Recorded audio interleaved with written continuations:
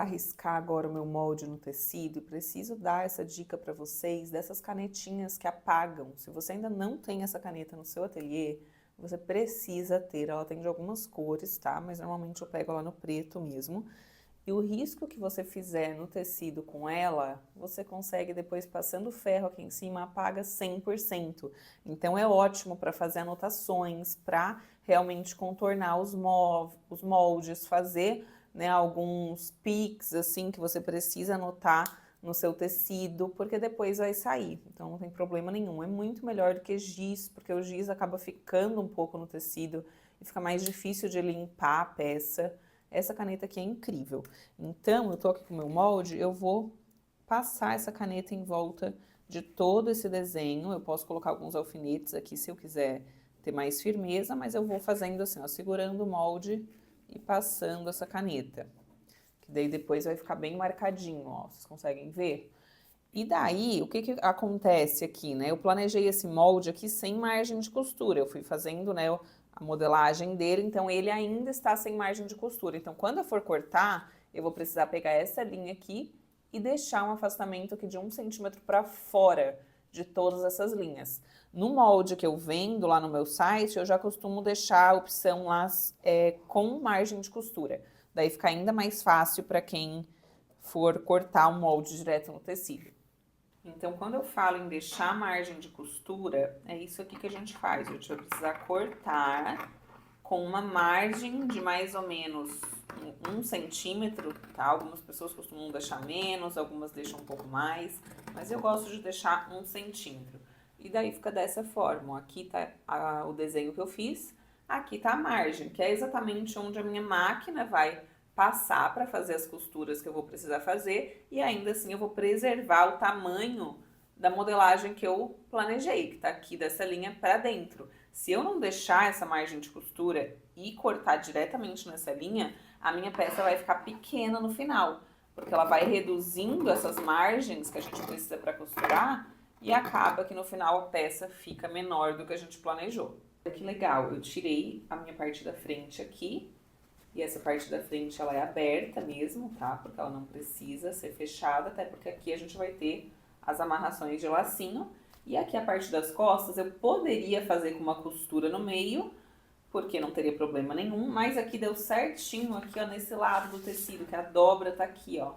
Então, tudo que eu cortar posicionado aqui nessa dobra, a hora que eu abro, isso aqui fica espelhado e eu fico sem nenhuma costura aqui no meio, no centro costas. E daí, eu só inverti aqui, ó, eu fiz esse joguinho, né, o molde é isso aqui, né, se eu for colocar ele exatamente aqui no mesmo sentido tá o molde da frente, mas daí eu peguei, inverti aqui para poder usar esse tecido de uma forma mais inteligente. E daí agora eu faço a mesma coisa, eu vou riscar ele, olha como deu certinho, gente. Eu amo quando acontece dessa forma a disposição dos moldes, porque é um sinal que a gente está aproveitando ao máximo esse tecido e que vai sobrar só alguns retalhinhos. Depois de cortar frente e costas da blusinha, eu tô cortando aí a manga, que é uma manga um pouquinho mais ampla para poder franzir no ombro. Bom, agora que eu cortei essa manga, eu peguei a tesoura e fiz uns piquezinhos aqui, ó, nessa parte onde eu defini, que é onde vai começar e onde vai terminar o franzido. Daí vocês conseguem ver aqui que eu abri essa manga nessa região. Antes ela era fechadinha, agora ela tá aberta. E aqui é onde eu vou franzir. Então, o efeito que a gente vai ter vai ser mais ou menos esse aqui, ó. Franzido, e aqui a gente já consegue ver o quanto ela vai ficar fofinha. Eu amo quando, sem querer, esse quebra-cabeça vai dando certo. Só me sobrou isso aqui de tecido e daqui eu preciso tirar as tirinhas que vão fazer os lacinhos aqui na frente. A minha ideia é cortar 6 tiras, 3 para cada lado, de 30 centímetros por 6. Vocês vão entender depois na hora que eu costurar, porque eu não quero elas tão fininhas. Então, esses 6 centímetros ainda me permite que eu dobre, faça a costura para fazer essa tira e ainda tem uma medida final ali de 2 centímetros dela pronta. Pode estar parecendo grego para você o que eu tô falando, mas depois de pronta eu posso mostrar mais alguns detalhes para vocês. Só sei que eu tô bem ansiosa para costurar essa peça, primeiro porque eu falei que eu amo costurar esse tipo de tecido, né? E segundo que eu acho que vai ficar uma fofura essa peça nesse floral, gente.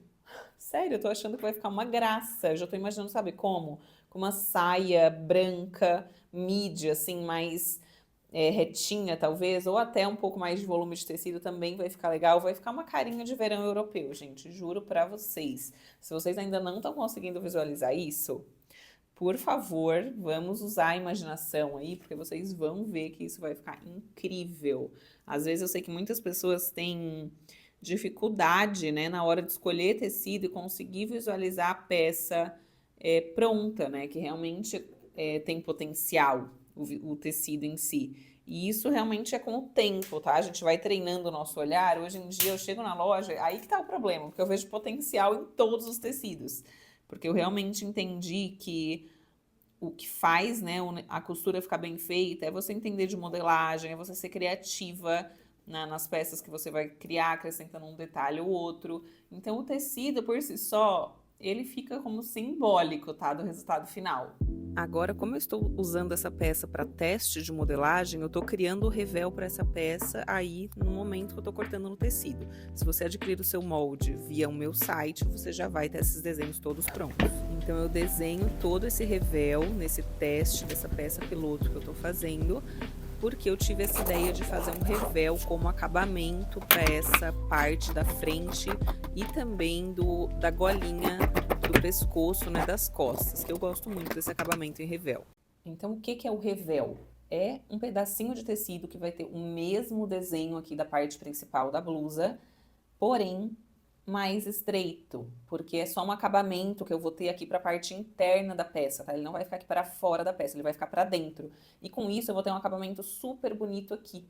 Porque caso contrário, se eu não tivesse um revel, eu teria que fazer ou um viés, que também em alguns casos vai bem, ou eu teria que dobrar isso aqui para dentro. E vocês já imaginaram o quanto é difícil a gente fazer uma dobra bonita, principalmente aqui, ó, em partes curvas? Então, o revel ajuda com esse acabamento, tá? Ele é uma continuidade do tecido pro lado de dentro da peça, porém, sem precisar ser um forro, que vai pegar tudo isso aqui. Esse é aquele momento que você olha pro único retalho que sobrou de tecido e pensa, meu Deus, como que eu fiz isso aqui dar certo? Eu não sei, tá? Porque foi muito sem querer. Como eu tô fazendo essa peça de teste, eu fui cortando, claro que tentando aproveitar ao máximo o tecido, mas eu não sabia que ia acontecer isso aqui. Eu preciso tirar um revel agora dessa parte do decote das costas aqui. Então, inclusive, ó, vocês estão vendo que essa parte aqui tá separada, tá? Tá dupla, mas tá separada. Então, esse revel vai ter que ter uma costurinha no meio, o que tá tudo bem, tá? Fica super belezinha também. Então, agora eu venho aqui, venho com a minha caneta, vou marcar esse centro aqui. Porém, eu sei que eu preciso deixar uma margem de costura pra cá. Aqui eu já não preciso deixar margem de costura, tá? Porque eu já tô tirando como molde o meu próprio tecido que já está com margem de costura. Então, eu venho pra cá. Eu já mostrei, né, como que a gente fez no molde da frente. E agora que eu tirei aqui e tenho marcadinho, né, esse desenho, aqui é exatamente o centro, eu vou deixar 1 centímetro pra lá, que é de margem de costura, e daqui eu vou fazendo marcações de 5 centímetros pra ficar igual que eu previ lá no molde da frente também. Então, o revel da frente também tem isso. Tô acreditando nisso, tá? Que conseguimos e vai sobrar um nada de retalho. Foi realmente na sorte que sobrou tão pouco. Eu venho aqui e corto aqui a parte arredondada. Aqui também, que é o decote costas. E aqui eu não esqueço de deixar 1 centímetro de margem de costura, que é essa margem ali que eu vou usar para unir um no outro. O início dessa minha costura começa com um overlock para acabamento, nessa parte do centro desse revel das costas, para que eu possa unir e daí sim se transformar em uma coisa só. Lembrando que no molde em PDF que você vai receber por e-mail, comprando no site, ele já vem desenhado certinho, como se fosse uma parte única. Depois, então, de fechar essa parte, eu vou unir esse revel costas com o revel da frente e fechando através dessa linha, que é a linha de ombro. Então, eu faço o fechamento na costura reta e depois eu já vou para overlock para fazer acabamento. Então, é sempre esse conceito. Faz na reta e já vai para o overlock para acabamento. E agora eu também vou fazer o fechamento através da linha de ombro, da parte da frente com a parte das costas. Então, é simplesmente fazer uma costura reta e também fazer o acabamento no overlock, porque o overlock vai garantir a durabilidade da nossa peça, evitar que esse tecido desfie e fica aquele acabamento bonito por dentro. Você pode fazer também no zigue-zague da sua máquina de costura doméstica, que é super possível, ou recorrer ainda para outros acabamentos, como por exemplo o viés. Agora você pega o revel que foi unido pelo ombro e posiciona em cima da sua blusa que também foi unida pelo ombro. E olha que legal, assim a gente consegue ver esse desenho se encaixando perfeitamente e a gente vai logo depois fazer uma costura em toda essa extensão, mas antes a gente vai partir para as alcinhas, que também já tem o tamanho correto na sua modelagem em PDF que está lá no molde. São 6 alcinhas, 3 para cada lado, e o desenho é feito dessa forma, ó, a gente vai costurar como se fosse um L, começando em uma das pontas e a outra vai reta até o final, deixando uma abertura para poder desvirar essa alcinha depois. Então, vocês vão ver aí na máquina como que eu vou fazer. Eu faço a costura em um dos sentidos e depois eu finalizo no maior sentido dele, né, na maior linha até o final, deixando realmente um dos lados abertos, para que eu possa desvirar. Antes de desvirar a alcinha, eu faço esse macete de fazer um cortinho bem na diagonal, na pontinha, e também tiro o excesso dessa margem de costura que vocês estão vendo, porque isso vai facilitar para na hora que eu desvirar ficar esse quadradinho bem bonitinho. Eu vou passar essas faixinhas para ficar mais bonitinha, tá? E daí ela fica assim bem alinhada e eu vou posicionando 3 para cada lado da minha blusinha e finalizo fechando com revel. E daí vai ficar assim, ó, super legal, ela vai estar encaixadinha como se fosse um sanduíche e daí sim eu vou passar essa costura em volta de tudo. Depois de costurar eu preciso fazer pix nessa zona aí curva do meu decote, porque senão isso não vai desvirar bonito. Então o pique ele é obrigatório nessa região. E daí desvirando, olhem o revel, que coisa mais linda, ele vai fazer esse acabamento interno da peça. E daí, você poderia ter feito isso antes, mas eu fiz depois, eu passei o overlock também em toda a extensão do tecido do revel que vai ficar para dentro da peça. Isso vai também gerar um acabamento super bonito e com uma qualidade bem legal. Depois de passar o overlock, a gente vai rebater essa costura fazendo um pesponto que vai ficar pro lado de dentro da peça. Esse pesponto você vai passar em volta de todo esse revel, menos nas pontinhas, que você vai ver que nem vai ter como chegar. Aproveito esse momento também para colocar a minha etiqueta e dar um charminho para essa peça. E olhem como fica lindo essa costura passada por cima do revel, vai ficar aparente na parte principal da peça. E eu ainda deixei essa parte de baixo do revel aberta, porque vai fazer um acabamento quando eu encaixar com o babado da blusa. Agora eu vou para minha manga, vou usar um elástico desses bem fininhos de 3 milímetros para franzir entre aqueles piques que eu mostrei para vocês. Após franzido, daí sim eu encaixo essa manga na minha blusa.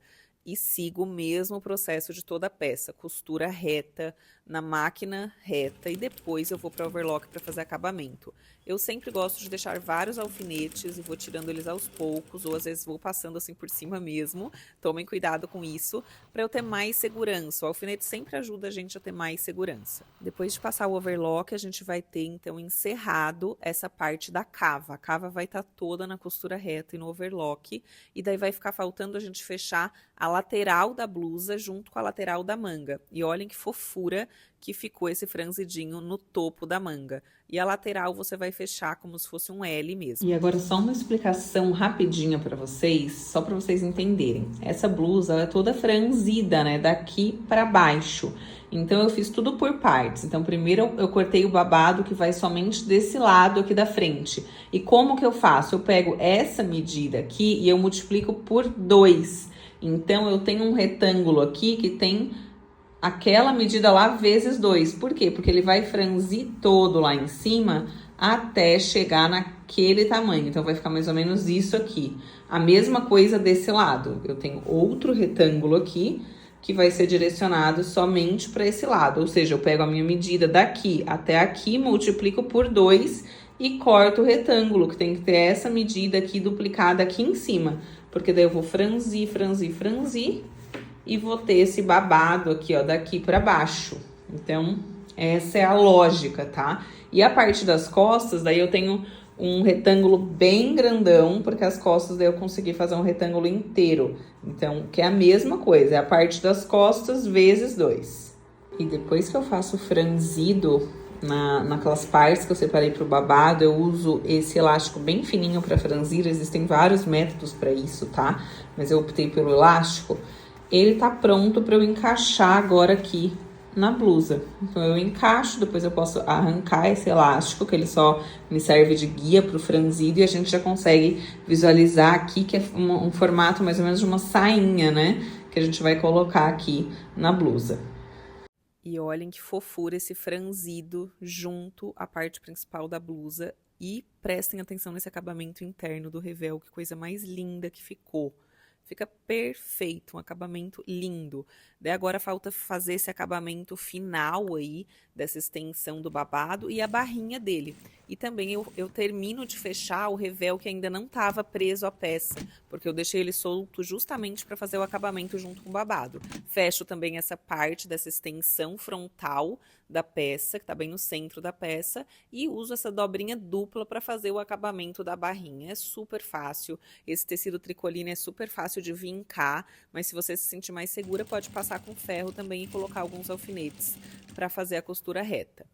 E agora ficou faltando só a barra da manga, que é feita com um elástico de 1 centímetro. E você vai prender o elástico com a overlock, sempre esticando ele. O tamanho desse elástico corresponde ao final da sua manga. Então, onde a sua manga vai chegar, você tira a circunferência com a fita métrica e faz o elástico ter essa medida, corta ele com essa medida. Depois de passar na overlock, a gente então só vai dobrar uma vez e vai para a máquina reta para fazer o acabamento, e a nossa peça está pronta. Uma peça muito fácil de fazer e que eu achei lindíssima.